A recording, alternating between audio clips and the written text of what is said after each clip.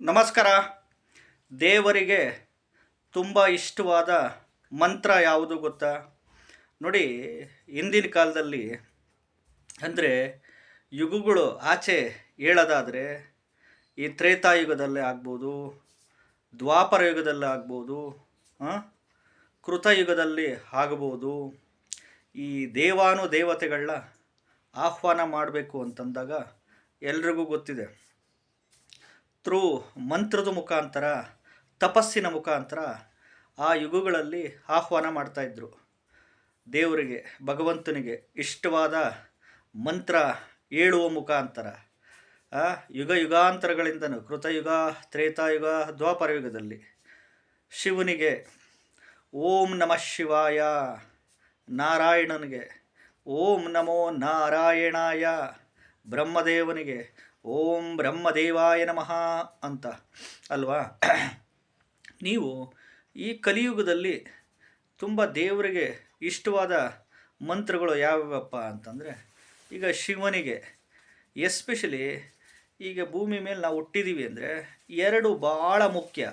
ಒಂದು ಆರೋಗ್ಯ, ಎರಡನೇದು ದುಡ್ಡು. ಇವೆರಡು ಮನುಷ್ಯನಿಗೆ ಭಾಳ ಮುಖ್ಯ.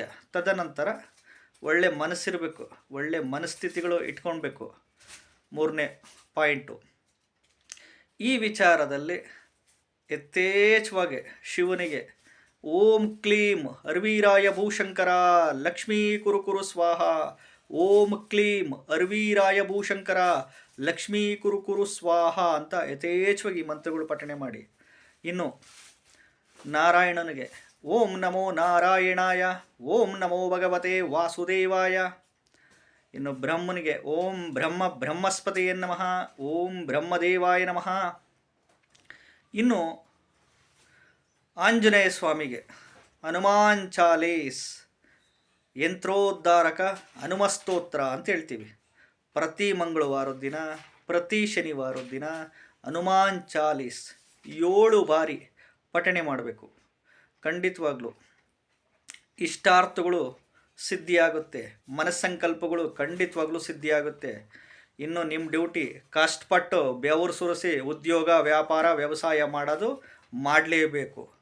ಖಂಡಿತವಾಗ್ಲೂ ಯಾವುದೇ ರಾಶಿ ನಕ್ಷತ್ರ ಆಗಿರಲಿ, ಯಾವುದೇ ಲಗ್ನ ತಿಥಿ ಯೋಗ ಕರಣ ಪಾದ ಯಾವುದನ್ನು ಆಗಿರಲಿ, ನಿಮಗೆ ದಶಾಭುಕ್ತಿಗಳಲ್ಲಿ ಎಸ್ಪೆಷಲಿ ಯಾವುದೇ ಗ್ರಹದ ದಶಾಭುಕ್ತಿ ನಡೀಲಿ, ದಶಾಭುಕ್ತಿಗಳಲ್ಲಿ 2ನೇ ಮನೆ, 6ನೇ ಮನೆ, 7ನೇ ಮನೆ, 10ನೇ ಮನೆ, 11ನೇ ಮನೆ, ದುಡ್ಡಿನ ಮನೆಗಳು, ಉದ್ಯೋಗದಿಂದ, ವ್ಯಾಪಾರದಿಂದ, ಕೃಷಿಯಿಂದ, ಅನ್ಯ ಮೂಲಗಳಿಂದ ಖಂಡಿತವಾಗ್ಲೂ ನೀವು ಮಾಡುವ ಕರ್ಮದಿಂದ ಖಂಡಿತವಾಗ್ಲೂ ದುಡ್ಡಿನ ಒಂದು ಫಲ ಖಂಡಿತವಾಗ್ಲೂ ಬಂದೇ ಬರುತ್ತೆ.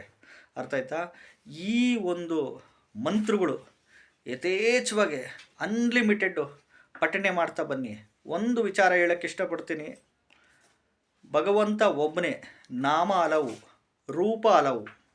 ರೂಪ ಬೇರೆ ಬೇರೆ ಅಷ್ಟೇ, ಭಗವಂತ ಮಾತ್ರ ಒಬ್ಬನೇ. ಈ ಒಂದು ಮಂತ್ರಗಳು ನಿಮಗೆ ನೀವು ಒಬ್ಬೊಬ್ಬರಿಗೆ ಒಂದೊಂದು ದೇವರು ಇಷ್ಟ ಇರ್ತವೆ, ಆರಾಧನೆ ಮಾಡ್ತಿರ್ತೀರ. ಇಷ್ಟವಾದ ದೈವಗಳು, ಇಷ್ಟವಾದ ದೇವರುಗಳು ಇರುತ್ತೆ.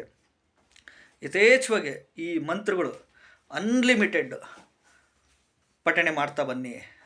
ಇಷ್ಟಾರ್ಥ ಮನಸ್ಸಂಕಲ್ಪ ಸಿದ್ಧಿರಸ್ತು. ಎಲ್ರಿಗೂ ಒಳ್ಳೆಯದಾಗಲಿ. ನಮಸ್ಕಾರ.